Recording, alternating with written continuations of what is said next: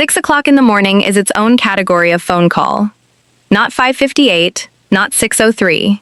6 o'clock exactly, which is the time that tells you someone has been awake long enough to have a reason to call and has been waiting for the earliest possible moment they could justify it. My phone rang at exactly 6, and I was already half awake in the way of a person whose body has absorbed the anxiety of a long to-do list and is not allowing full sleep. And I looked at the screen and it said, Marcus, and I answered it because Marcus was my boss, and bosses do not call at 6 in the morning by accident. My name is Cora, 29 years old, junior accountant, at a mid-sized consulting firm in Indianapolis, Indiana. 6 months into the first job I had taken seriously enough to move cities for. I had graduated with my master's in May, accepted this position in June, moved in July, and spent the first 6 months of employment doing what you do when you are new and young and aware of it. Showing up early, staying late, trying to be useful in ways that were visible without being obvious about trying. I had, in 6 months, developed the specific low-grade anxiety of someone who is performing competence rather than confident of it, which meant I was awake at 5:58 on a Wednesday morning with a to-do list running in the back of my head.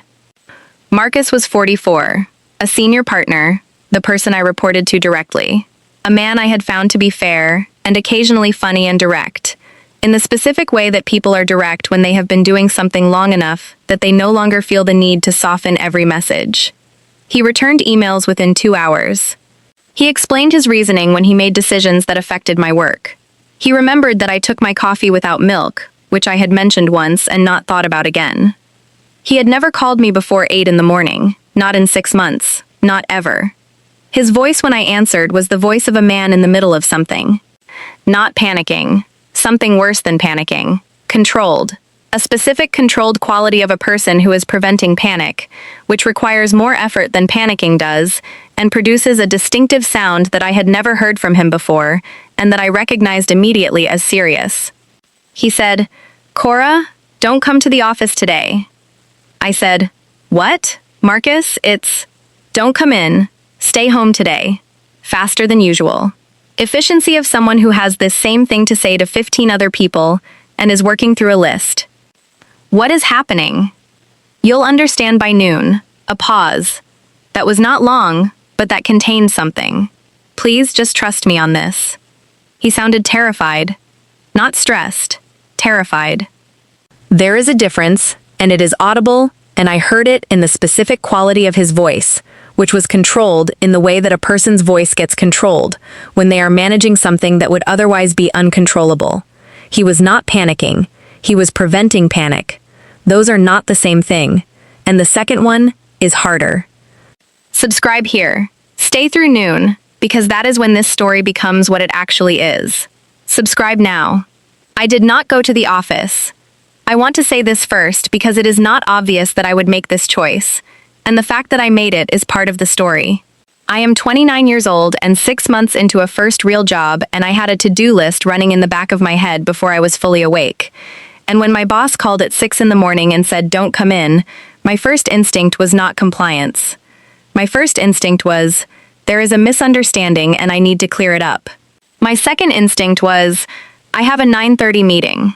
My third instinct was, if I don't come in, I will fall behind on 3 things that are already behind. I didn't go anyway. Not because I was certain he was right. Not out of unquestioning professional deference. 6 months is not long enough to build the kind of trust that produces that. And I am not naturally a defer first person. I stayed home because something in his voice had arrived before my instincts could get organized to override it.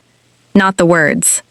Something underneath the words, controlled, because it has to be, of a person managing something they would otherwise not be able to manage. I sat on the edge of my bed for 90 seconds after hanging up. I ran the to-do list. I thought about the 9:30 meeting, which I was supposed to be running. I thought about the fact that I had been at this company for 6 months and I had never missed a day and had never been late, and the idea of simply not showing up because my boss said so with no explanation felt like exactly the kind of thing that junior employees are supposed to be cautious about doing. And then I thought about the specific quality of his voice. I put my phone on the nightstand. I said out loud to my empty apartment, no one to say it to, just me and the furniture. Okay, that is the decision. That is the whole of it. Okay. And then staying. There is no drama in that. I want to be accurate about this. It was not an act of great courage or great trust. It was 90 seconds of sitting on a bed and then a single word said aloud to no one. But it was also, in the specific shape of that Wednesday, the difference between my morning and Vanessa's morning, and I do not take that lightly now. Here is what I did not know at 6 in the morning, assembled from what I was told later by Marcus and the property manager and one of the officers. At 4:57 that Wednesday morning, the overnight cleaning crew in our office building were working the lower level. One of them, a woman who had been cleaning commercial buildings for 14 years and who had developed, over those 14 years, an attention to things that were not as she had last seen them, noticed a crack in a support column in the parking structure. She was specific about this later. Not a new crack, or not certainly new, but wider than she thought she had seen it before. Wide enough that she stopped. Wide enough that she photographed it on her phone before doing anything else. Because she was the kind of person who documented things before acting on them, and had learned to trust that instinct. She showed it to her supervisor. Her supervisor called the building manager. Building manager called the structural engineer who was on the emergency contact list for the property. A list that existed because this kind of thing, while rare, is the kind of thing that building managers are required to have a contact list for. Engineer arrived at 5:23. He spent 22 minutes examining the crack and the column and the surrounding columns and the ceiling of the parking structure and one wall that abutted the column, and he said to the building manager, clearly and without hedging, "Do not let anyone into this building today." The building manager called the property owner. Property owner called the 11 tenant businesses. Our firm was the third call. Marcus's personal number was on the emergency contact sheet, which meant Marcus was woken at 5:43 with the information that the building he had been going to every working day for 7 years had been condemned effective immediately. He spent 17 minutes on the phone with the property owner, getting the specific information he needed. What had been found, what the engineer had said, what the timeline looked like, whether the condemnation was temporary or extended. Then he hung up and opened the employee directory on his phone. He did not email. He called. He started with the names he associated with early arrival. The people whose habits he had filed under arrives before 8. The people who were most likely to be on their way in before he could reach them if he waited. He called them first and worked outward. He called 16 people before 7 in the morning. He called me fourth. He called me fourth. I found this out later, and I have thought about it more than I expected to. He called me fourth. In the first 20 minutes of a situation that required him to reach 15 people as fast as possible, I was fourth on the list. I had been at the company for 6 months. I was junior. I was not, by any professional metric, the most important person in the directory. I was fourth because I was always early, and he knew it. And in a crisis, the thing you know about someone is the thing that matters. The 5.5 hours between 6 and 11:30 were the longest I had spent in my apartment since moving to Indianapolis. And I want to describe them honestly because the honest version is not dramatic, and I think the not dramatic version is the true one. I made coffee. I sat at my kitchen table with the coffee and looked at my laptop without opening it for about 10 minutes. I opened it. I looked at the spreadsheet I had been planning to work on that morning, a quarterly reconciliation, specific and detail-heavy, the kind of work that requires actual attention. And I was not able to give it actual attention, so I closed the spreadsheet and opened a different one, simpler, and did about 40 minutes of work that was fine, but not the work I had planned. I called my mother, who lives in Cincinnati, because she is the person I call when something confusing is happening, and I need someone to help me decide whether the confusion is warranted. She said, "Does your boss have a history of being dramatic?" I said no. She said, "Then trust him and go eat something." This was reasonable advice, and I did not entirely take it. I called my college roommate Simone, who is good at what I describe as uncertainty management, which she describes as making people stop spiraling. She said, "You said he sounded terrified. Terrified means real. Eat something and stop looking at your phone." This was the same advice as my mother's, delivered in a different register. I took a walk. I bought a breakfast sandwich I ate standing up outside the sandwich place. I came back. I sat by the window and watched the street. Not looking for anything, just looking, which is what you do when you do not know what you are waiting for, and you are not able to be still. At 11:03, I checked the local news on my phone. There was nothing yet. At 11:22, there was a brief item about a structural incident at a downtown office building. No specific address, no details beyond that. Emergency crews were on scene. I read it 3 times. I did not call Marcus. At 11:32, my phone rang. At 11:32, my phone rang. Indianapolis Metropolitan Police, which is not a number I recognized, which is a category of number that produces a specific response in a person regardless of context.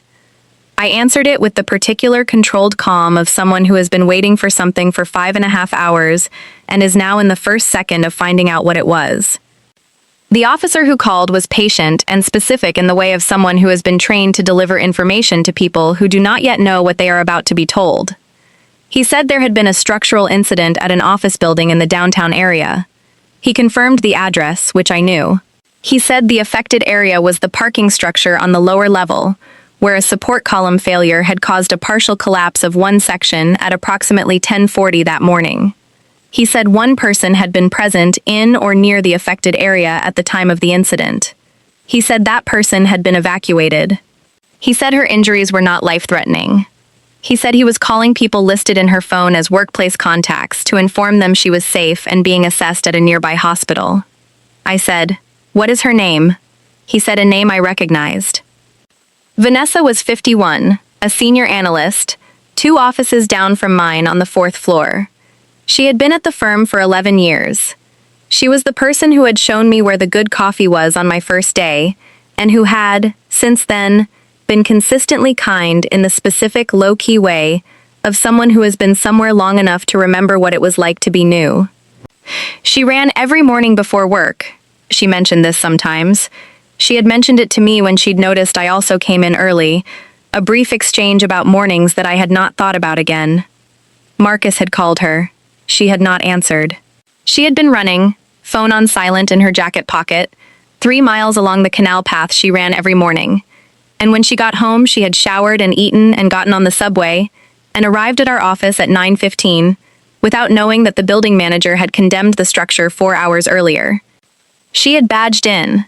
Access systems had not been updated to flag the building as inaccessible. That was the detail that an investigation would later note as a point of failure in the emergency communication chain. She had gone up the elevator. She had gone to her desk. She had opened her laptop and started her morning the way she started every morning. She had been at her desk for 1 hour and 15 minutes when the column failure progressed to partial collapse. She had heard something. She said this later, to me directly and to several other people. She had heard a sound that she knew was wrong, a sound the building had never made in 11 years of her working there, and she had grabbed her bag and walked quickly to the stairwell. Not ran. Walked quickly, bag in hand, the specific instinctive purposefulness of someone who is moving before they have finished deciding to move. She was in the stairwell when the section came down, not under it. In the stairwell, which is the right place to be, which is where the exit is. She walked out with a cut on her forearm from a piece of debris and a look on her face that 4 people described to me in the days afterward, and that I have tried many times to imagine accurately. I cannot quite get there from descriptions. It is a look that belongs to a specific experience that I did not have, and I think that is as it should be. I sat with the phone in my hand for a moment after the officer said goodbye, not thinking exactly, something between thinking and absorbing. Numbers: 10:40, column failure, 1 person, not life-threatening, the stairwell. Then I called Marcus. He picked up on the first ring. This told me he had been waiting for incoming calls all morning. This told me something about the quality of the 6 hours he had spent after making 16 calls to reach people before 8 in the morning, and discovering that one of them had not been reached. I said, "Vanessa is okay." He said, "I know. I just spoke with the hospital." A pause. His voice was different from the 6 a.m. call. Still controlled, but a different kind of controlled. A kind that belongs to someone who has been running at a particular pitch for 6 hours, and has just been given the information that allows them to come down from it. Not relief exactly. Something more careful than relief. Something that knows the day is not over, but that one of the things it was most afraid of has been resolved. I couldn't reach her. I tried 4 times. She was running. Phone on silent. I know, that's what she told me. A different pause. She called me from the hospital. She sounded like herself, which was the main thing. Which sounds like herself. Vanessa, when she is processing something significant. Very calm, very specific. She described the sound the building made in 3 sentences. I could hear something in his voice that was not quite a laugh but was in the vicinity of one. Very Vanessa. We were quiet for a moment. Not uncomfortable quiet. Quiet shared between 2 people who have been on opposite sides of the same day and have both arrived at a place where the main thing has been established. I said, "You called me 4th this morning." He was quiet for a beat. I worked from the early arrival list. I know, you called me 4th. He said, "You're always first in." That is the whole answer. 4 words. You're always first in. He had known this about me in 6 months. Not because I had told him, not because he had been tracking it deliberately, but because I had done it consistently, and he had been present consistently, and the consistency had accumulated into a fact he held without knowing he held it. And at 5:43 on a Wednesday morning, that fact had been the thing that put me on a list before the list was fully formed. I was 4th because I was always first in. That is a complete sentence and a complete answer, and I have been sitting with it for 4 months. I have thought about that a lot. About the things that people know about us that we do not know they know. About the small observable facts of our habits and our routines that accumulate in the minds of the people we work alongside, invisible to us, present to them, and occasionally, in a specific configuration of circumstances we could not have anticipated, the thing that means they call us 4th instead of 10th. I was 4th because I was always first in. Vanessa was not reached because she ran every morning and kept her phone on silent when she ran. 2 facts about 2 people's habits. 1 person got a 6 a.m. call. 1 person didn't. 1 person waited at home for 5.5 hours. 1 person was in a stairwell when a ceiling came down. I am not going to make this into a lesson about changing your habits or managing your phone or any of the practical downstream conclusions a person might draw. Those are available, and they are legitimate, and they are not the thing I keep thinking about. The thing I keep thinking about is Marcus calling me 4th. What I keep thinking about is how you can be known by someone without knowing you are known, and what it means when that knowing shows up in a moment that matters. He didn't call me 4th because he had consciously decided I was important. He called me 4th because I had been consistent, and consistency is a form of communication that does not require words, and he had received it. Be consistent. Not for anyone in particular. Not in a calculated way. Just do the things you do in the same way you do them, because the people around you are building a picture of you whether you know it or not, and sometimes that picture is the thing that gets you a call at 6 in the morning that changes what happens by noon. That is the thing, and I will leave it there. Vanessa is fine. She took 2 weeks off and came back and is at her desk 4 floors above a parking structure that has been fully repaired and recertified. She brought Marcus a plant, which struck everyone as a very Vanessa thing to do. She bought the plant from a place near her apartment, and she carried it on the subway and put it on his desk with a card that said 1 word, which I do not know the exact content of, because it was hers, and she did not share it, but which I imagine said something like, "Thank you for trying." Marcus keeps the plant on the windowsill of his office. It is doing well. I still come in early. Some things do not change because of a Wednesday morning in November. Some things do not need to change. I come in early because I am the kind of person who comes in early. And Marcus knows this about me, and now so do you. Subscribe if this one stayed with you. And tell me in the comments about a time someone knew something about you. A habit, a pattern, a small observable truth about how you move through the world. And that knowing showed up for you at exactly the right moment. Those are the stories I keep. Those are the ones worth telling. I have thought about what it means to be known in this way, and I want to say it carefully because I think it is easy to misread. It is not about being important. It is not about being special. It is not even about being liked necessarily. It is about being observable, about doing something consistently enough that the people around you build an accurate picture of you without you directing the construction. Marcus had an accurate picture of me. 6 months of watching how I showed up had given him a fact about me that I did not think to tell him, and would not have thought to tell him. And that fact was on a list at 5:43 in the morning. Consistency is a form of communication that does not require words. I have been thinking about that. About what I communicate by how I show up. About what the people around me know about me that I do not know they know. About the invisible accumulation of facts that builds in the minds of colleagues and neighbors, and anyone who observes us long enough to form a picture. Most of the time, that picture is irrelevant. Most days, no one needs to consult it. But on specific days, in specific configurations, it is the thing that matters. It is the early arrival list at 5:43. It is the fourth call instead of the 10th. Be consistent, not as a strategy, not because you are calculating the eventual return. Just because consistency is how you communicate who you are to people who are watching, and people are always watching in the quiet, accumulating way that does not feel like watching, and what they learn becomes part of what they know about you, and what they know about you is sometimes exactly what is needed at exactly the moment they need it.